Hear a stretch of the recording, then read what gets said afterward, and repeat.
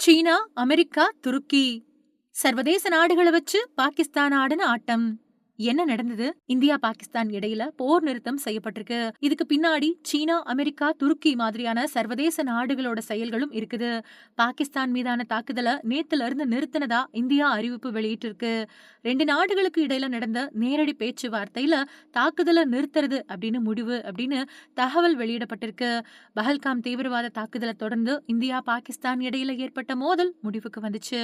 எல்லா விதமான தாக்குதல்களையும் நிறுத்துறதா இந்தியா, பாகிஸ்தான் ஒப்புதல் அளிச்சிருக்கு. இந்தியா, பாகிஸ்தான் நாடுகளோட மோதல்களை நிறுத்துறத பத்தி நேற்று மதியம் உடன்பாடு ஏற்பட்டுச்சு.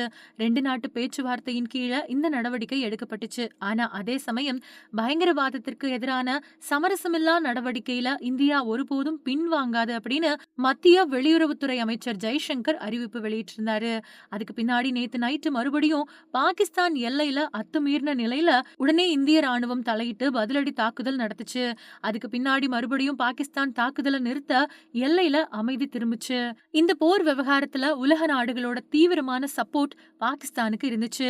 உதாரணமா துருக்கி, சீனா இந்த மாதிரியானவை பாகிஸ்தானை நேரடியா ஆதரிச்சது. ராணுவ ரீதியா, அரசியல் ரீதியா பாகிஸ்தானை சப்போர்ட் பண்ணுச்சு. வெளியுறவுத்துறை அமைச்சகம் அப்புறம் இந்திய ராணுவம் செய்தியாளர்கள் சந்திப்பு நடத்துச்சு. இதுலயே பாகிஸ்தானுக்கு துருக்கி, சீனா ஆதரவு இருக்கிறது உறுதியாச்சு. பாகிஸ்தான் தன்னோட தாக்குதல்ல சீன ட்ரோன்களை பயன்படுத்தினதா சொல்லப்பட்ட நிலையில சீன ட்ரோன்களோட சேர்த்து துருக்கி ட்ரோன்களையும் பாகிஸ்தான் பயன்படுத்தியிருக்கு. 36 இடங்களை குறிவச்சு சுமார் 300ல இருந்து 400 ட்ரோன்கள் மூலமா தாக்குதல் நடத்தப்பட்டிருக்கு. இந்திய பாதுகாப்பு படை கைனடிக் அப்புறம் நான் கைனடிக் முறையில ட்ரோன்களை சுட்டு வீழ்த்துச்சு. இது துருக்கி அப்புறம் சீனாவோட ட்ரோன்கள் அப்படின்னு இந்திய ராணுவம் சொல்லியிருக்கு. பாகிஸ்தான் கிட்ட 6 வகையான ட்ரோன்கள் மட்டுமே இருக்குது. இந்த லிஸ்ட்ல இருக்கக்கூடிய 6ல 2 தான் பாகிஸ்தான் உருவாக்கி இருக்கு. இந்த 2மே ரொம்ப தூரம் போகக்கூடியது கிடையாது. அதே மாதிரி வலுவான திறன் கொண்டதும் கிடையாது. சின்ன வகை அப்படின்னா பாகிஸ்தான் மிச்சம் இருக்கக்கூடிய 4 ட்ரோன்களை மட்டுமே பயன்படுத்தி இருக்க முடியும். இந்த 4மே சீனா இல்லனா துருக்கி மூலமா உருவாக்கப்பட்டிருக்கு. சீனா, துருக்கியோட இந்த ட்ரோன்களை தான் இந்தியா அடிச்சு காலி பண்ணியிருக்கு. பாகிஸ்தானுக்கு சர்வதேச நாணய நிதியம் நிதி அளிக்க முடிவு பண்ணியிருக்கு. இதுக்கு ஆதரவா அமெரிக்கா வாக்களிச்சிருக்கு. இந்தியா கூட பாகிஸ்தான் போர் செய்யக்கூடிய நேரத்துல பாகிஸ்தானுக்கு ஆதரவான முக்கிய முடிவை அமெரிக்கா எடுத்திருக்கு. பாகிஸ்தானுக்கு புதிய கடன்கள் வழங்குறதுக்கு சர்வதேச நாணய நிதியத்துல நடந்த வாக்கெடுப்ப புறக்கணிச்சிருக்கு இந்தியா. இந்தியாவோட எதிர்ப்பையும் மீறி 8542 கோடி கடன் வழங்க சர்வதேச நாணய நிதியம் முடிவு பண்ணிருக்கு.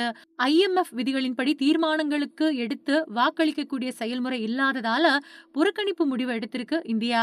பாகிஸ்தானுக்கு வழங்கப்படக்கூடிய நிதியுதவி அரசு ஆதரவு பெற்ற எல்லை தாண்டிய பயங்கரவாதத்துக்கு பயன்படுத்தப்படுவதற்கான எல்லா சாத்தியக்கூறுகளும் இருக்கிறதா IMFக்கு இந்தியா எச்சரிக்கை விடுத்திருக்கு. அதோட போர் நிறுத்தம் அப்படின்னு சொல்லி இந்தியா வெற்றி பெற வாய்ப்பு இருந்த நேரத்துல அமெரிக்கா உள்ள புகுந்து ஆட்டத்தை கலைச்சிருக்கு. இப்படி முக்கிய நாடுகள் பாகிஸ்தான் பக்கம் போனது சர்வதேச அரசியல்ல முக்கிய திருப்பமா பார்க்கப்படுது.